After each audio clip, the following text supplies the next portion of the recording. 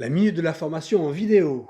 Alors aujourd'hui, on va parler donc des freins à la formation au métier numérique.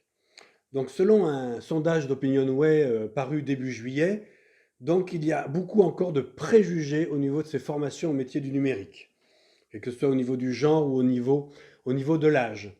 On remarque dans ce sondage donc que les hommes pensent à 88% que cela va permettre de trouver des situations beaucoup plus intéressantes, ce que ne pensent pas les femmes.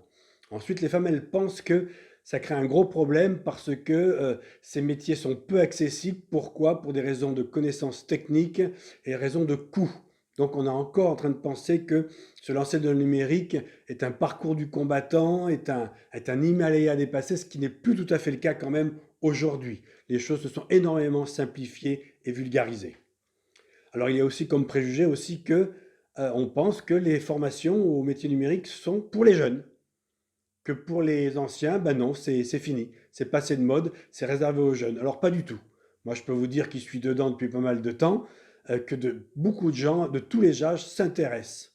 Hein, et donc il ne faut pas hésiter du tout à se lancer dans les formations au métier numérique, car après, ben, si vous êtes compétent et que vous avez la tchatch, eh ben, vous pouvez très bien vous en sortir, même si vous avez 50 ans ou 60 ans. Pour conclure, donc, créer des formations au métier du numérique. Ce sont des formations d'avenir.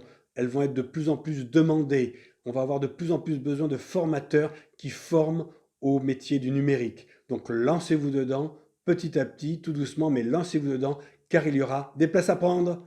Voilà, et bien je vous dis à bientôt, à la prochaine vidéo.